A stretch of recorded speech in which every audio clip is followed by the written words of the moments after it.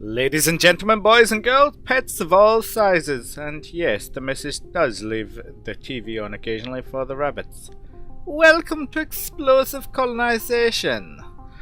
So, a little bit of a different episode today. I think I say that almost every time, but yeah, this episode is strung over the entire Christmas period, and a lot of it was done inebriated, so there are bits missing. So, as is the standard fare on the landing base at Leith, we are constructing some new launch pads, helipads, because I detonate them almost every time. And then we have our version 2 warp ship. So the first one was called the Event Horizon. I've since launched the second one, and I don't know where the footage is, it's completely gone. I've upgraded Bandicam and yeah, I lost stuff, I don't know what's going on. But we are launching our version 2. Now this is made with the developer version of the mod for Rover Dude's warp ship. And somebody else, I'm sorry I've forgotten the name, but somebody else is also helping with it. And yeah, it's kind of interesting. It's got some parts that I think are recognised from Interstellar. I could be wrong, and I'm sorry I forget that wrong. But yeah, essentially there's 2 more warp drives, and the warp effect has changed slightly. There was a lot of complaints about the first one being slightly broke, and I can understand where they were coming from, but I didn't have much of an issue with it. However, this one has some different mechanics and I need to get used to it. So, this is the version 2 warp ship. Now, alongside launching this and getting this up into the orbit, there is a fairly major change coming to DSEV as far as the cargo trusses, that's what. The cargo trusses are getting a bit of a revamp and should get you some more frames per second for everybody with low-end machines or high-end builds. But yeah, that's changing. So in my game, the Kerbals have found asbestos in all of the trusses, and they're all going to get pulled out at some point or other. Some of it starting in this episode, but a lot of things that I make rely on these trusses, so the Kerbals have a lot of work to do to scrub the asbestos. Just like some of my old jobs. Good fun. So as you can see here, we have the warp ship, but even at full tilt, it's not really going anywhere. And I'm trying to work it out. And I may have had some Christmas grog, so I'm not paying attention to exactly everything that's going on. Like the fact that I'm losing electric charge. And when you're running a warp drive, and you run out of electric charge partway through, there is a small incident, like this. So yeah, they're dead. So we go back down to the landing, and it is onwards to another launch. This is just a version of my SSTO that I actually use on Kerbal for heavier launches out to the moon. And what I've done is, because of the Delta V required, I figured this was a good one for doing an interplanetary launch in the Joule system. And then heading out to our new base, because we need an engineer out here. So standard fare, easy enough transfer, easy enough landing, and then we just get our engineer out here, and we're just trying to get the base running. Now, again, this is because this is all I ever seem to record. I have made a mistake and I've landed on the wrong place. So this base cannot produce equipment because I don't have, I think it's enriched metals, something along those lines. I don't have one of the resources. And yeah, I noticed this when I start inflating things and realise that I can't produce any parts. So I get a couple of parts inflated and then we're scuppered. Now, the advantage is I can create fuel, but I don't particularly want to reconfigure this base and move this base. So what I'm going to do is I'm actually going to produce a bit of xenon, launch that second satellite that's on top of it, scan for a good area that has all the resources, and then see if I can do a hop I'll have to recycle some of the bits of this base to be able to do that, but it should be possible. We shall see. In the meanwhile, we're just up at our... I've forgotten the name of this already. The Heaven 1 station, orbiting Lathe. And we're just creating some little landing ships here, just so that the crew has escape pods if anything goes wrong and they need to drop to the surface. Obviously they can last a lot longer on the surface than they can do anywhere else. So I've just built one of these for the moment, because they're big enough to carry everybody that we need. And then just bring it out of the dock. Dock it back into the station and then create some other things. I'll have quite a big ship that's lined up for build. I have two very big ships that are lined up for build. And I'm also going to be patching in one of the outer planetary mods. I don't know which one, but I have to be very careful because some of them mess with stock in a really nasty way, so I need to plan which one is going in and do a little bit of testing. But just to keep everything nice and streamlined, we're also bringing back some of the containers that we sent up in the first place. Now, I don't particularly need these, however, at this point in time I do need food at the main base. So I launched this with a whole load of life support on board, as you can see, and try and get it close enough, but it doesn't quite work. But we do manage to re-enter. Obviously Lathe is a lot gentler on re-entry heat. And we land a little bit away. The usual deceleration, drop through, shoots out, and away we go. And luckily we land on land, so it's easily recoverable. However, after I land this, drinking happens.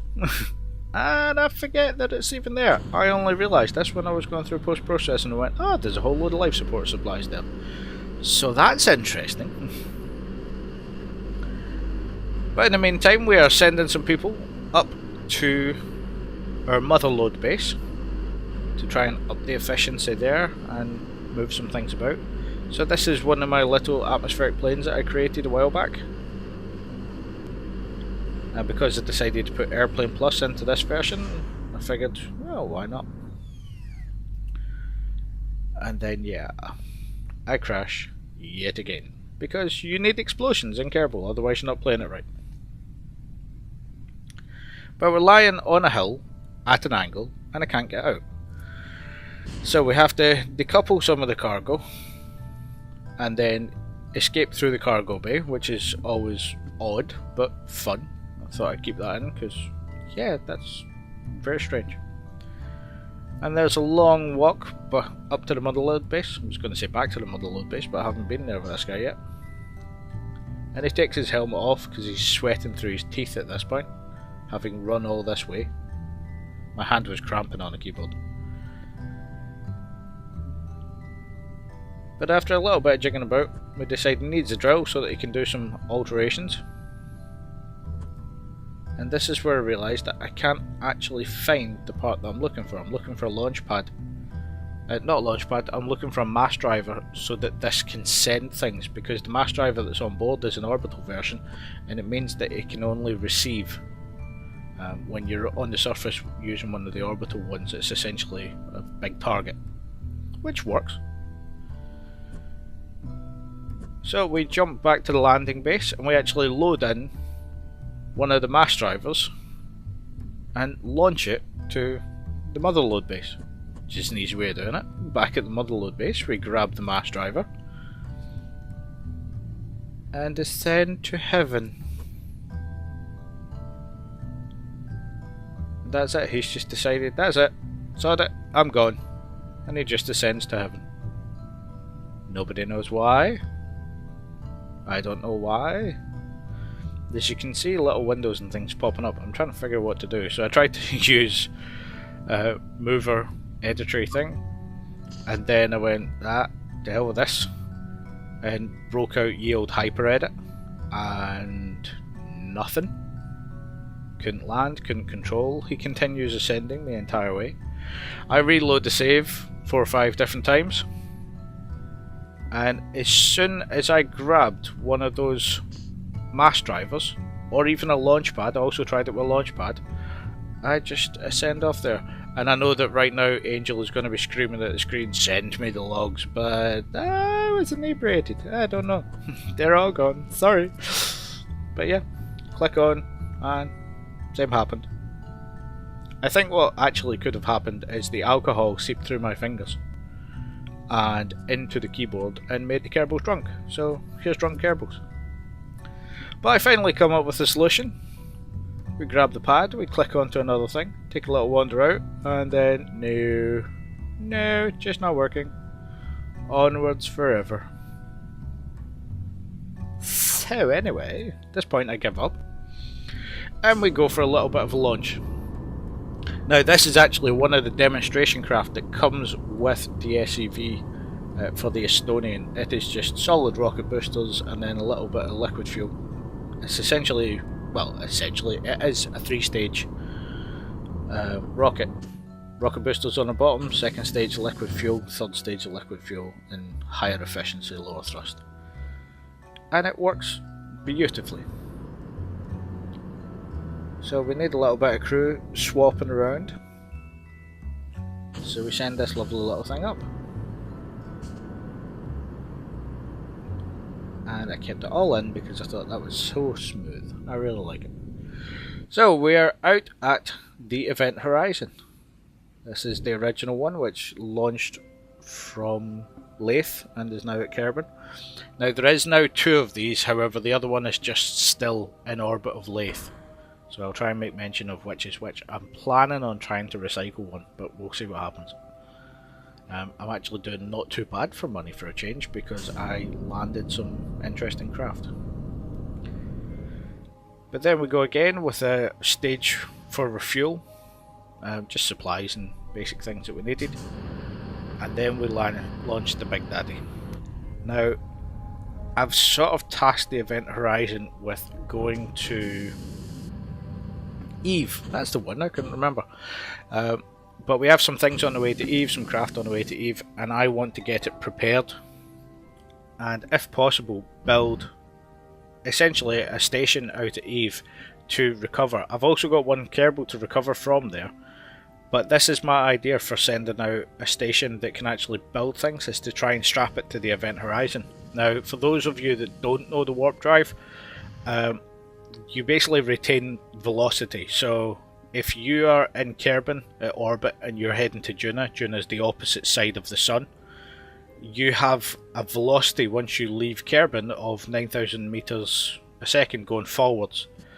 But Juna will have a velocity, I think it's in the region of 7,000 meters per second, the opposite way. So you will actually have a 16,000 meters per second difference there. So what you have to do is drop fairly low to a mass body, which is usually the sun. And there's a little bit of trigonometry required where you basically use the sun's gravity pull to correct your velocity difference between the two targets. And then you can enter a fairly reasonable thing and use a little bit of delta V to maneuver. Now this is what I've done already on this, and it's making more sense to me now. So if anybody's confused, then I think that's a decent explanation. But from there we jump back to the motherload base and it explodes.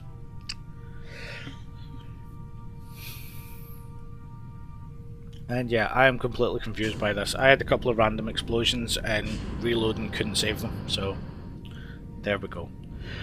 But we're managing to do alright here. We've got the base, the prep done for the base. I'm still trying to work through it. I've not launched it yet, but I'm trying to work through it and see what's going on. And then here back at Lathe, we're just getting a few things into orbit because of what I've said already for doing some changes, is the best way to put it, to the structure of things, because I can't use these trusses, they're being updated. Now I believe that the update is not going to be, it's not going to kill your mod. The trusses that are in use are going to be deprecated and there's going to be a soft switch over to the new one. So the new mod shouldn't kill your crafts. but I'm just trying to get everything prepared, because when this happens, when I know something's going to be removed, I quite like getting it out as soon as. And it also provides some interesting things for the game.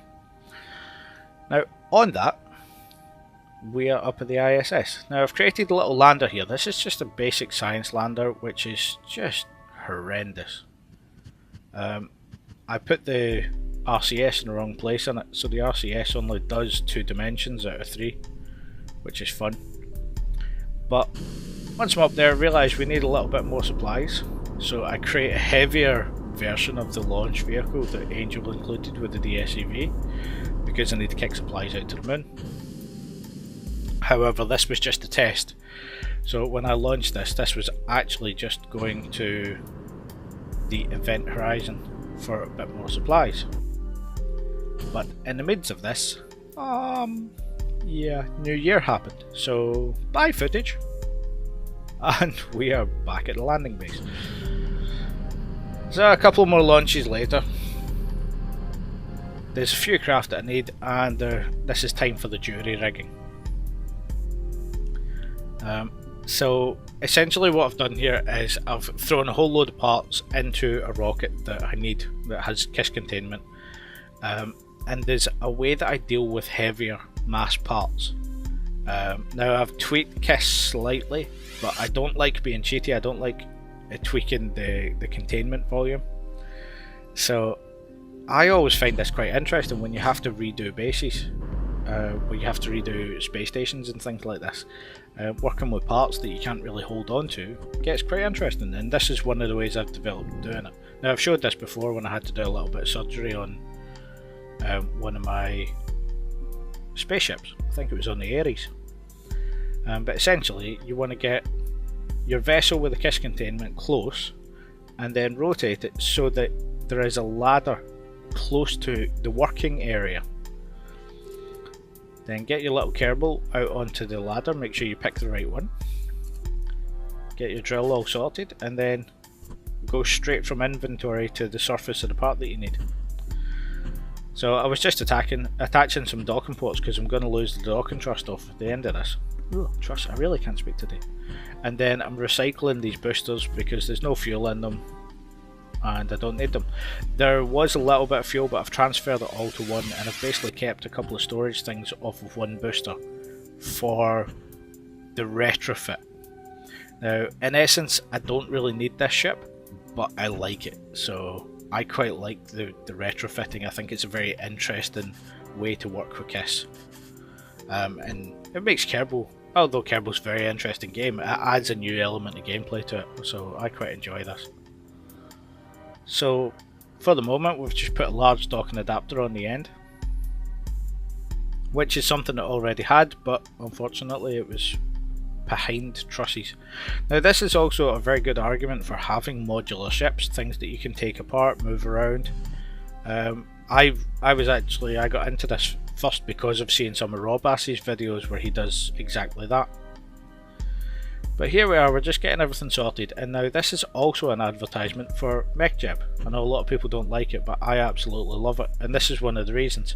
Right now I am recycling this, but at the same time MechJeb is autopiloting the section in front, the actual mass driver is autopiloting that to dock. So as you can see there, it's lining up, getting everything sorted, and at the same time I am coasting a large docking adapter because I want to keep it. So instead of recycling it to equipment and having to reprint it, I'm just guiding it back down to my ship and then putting it into KISS. Obviously making a little bit of a mistake, but mistakes are what makes life interesting. There we go, we guide it back, open the inventory, once it gets close, grab it, drop it in. And there we go, a little bit of KISS surgery and a fresh dock all at the same time. And there's that one part of the booster that I'm keeping on the side for the moment because it's customizable storage space, so that's what I'm using it as. And then jump down to the mother load base and send up a whole load of fuel. Now from there we are back at Kerbal doing an almost identical launch, so you'll forgive me if I cut out most of this. But this time this is going up to the ISS. We need some food supplies up there, So I sent out a resupply ship. However, if you'll notice here, the Delta V is so low that I can't actually intercept once I get to the moon. I miscalculated. I actually had a really bad launch. I think I had enough Delta V, but yeah, it was atrocious. So we need a rescue mission, and I figure why not send one of the probes that's out here already to go and get that particular probe. And that's exactly what I do. We kick it out to a high orbit, intercept, after reconfiguring the front of this to hold liquid fuel and oxidizer. So we have that little bit extra margin of error. And then dock up and just use one to push the other one. In a design very reminiscent of NASA. And then here we go with the fun with mech jib again. I set one ship into dock and then set the other ship into dock and then leave them alone. And they just follow each other in. Well, they don't. They're not following each other, they're both doing their own thing, but it works quite well. It's a very hands-off way of doing it, especially if you've got 2 or 3 things to do at one time. You have to keep an eye on it because it can go wrong, like this. But in general, it works. So what's gone wrong here is my solar panels. They're not the type that can actually be retracted, so I couldn't dock the 2 modules next to each other. But aside from that, everything works well. A little bit of wasted time for that docking, but considering how much time I waste in this game in total, it's not bad. And as you can see now, I think I lost the footage for this. The solar truss is gone from this completely. And part of the reason that I ran out with Delta V for the last ship is because it's got 2 nuclear reactors on board. It's got the safer nuclear reactors, which are the ones that come with Wild Blue Industries. I particularly like them because they're simple. They have a lower power output than any of Near-T stuff, but it manages basic stuff. I said stuff a few times there. And then to complete a contract, we bring a Kerbal that's been kicking about in the ISS for a while. Bring them back to Kerbal. And I do a fairly aggressive re-entry because I'm running low on water because I didn't fill up the module before I disconnected it. So I can't afford to do a second orbit. So we actually come into the atmosphere and slam on the brakes while using the atmosphere to brake all at the same time. And it goes surprisingly well because these ships are absolutely brilliant. You just have to be very careful of their balance. But once in the atmosphere, I decide, or alcohol decides, one of the two, that a propulsive landing is a good idea. So down we come, and look at that, I managed to make it hover. And voila, we landed something without deploying any parachutes. Now for the finale. So we're back at Lathe, and this time we're grabbing one of the remote buggies that I have not used in a very long time, and we're bringing it back to the main base. And then we're just going to wait a little bit while we complete our build. And now I decide to take a little engineer here and send him up to the motherload base because of the problems we're having there. And I'm just going to grab everybody and bring them back. And then once they're back, they can launch to orbit. So you may remember this ship. I made it a little while back, this lovely little space plane, and just left it to the side, haven't used it. And I'm having problems docking my craft into it, so out come the ladders and we just climb up on board. Part of the reason I like these is they're very... there's a lot of ways to use them.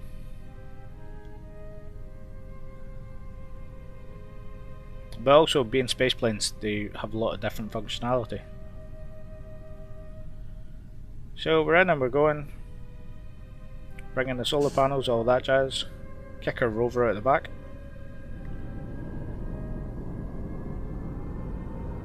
And there we go. So these launch really well. And they fly not too bad. They're not great, but they're not bad. They're not the worst ones I've made. but they do have a large carrying capacity, so that's what I quite like. The main problem with this is that they have two different types of engines, and they seem to have a slightly different thrust curve. So at certain points, they'll start pushing you down or pushing you up in a way that you don't expect, which can cause them to flip out when you're going for orbit. But we burn really hard, and we go for a ballistic launch, heading up to the mother lode. So we're actually going into space, but we're not going into orbit. It's the easiest way to travel, I think.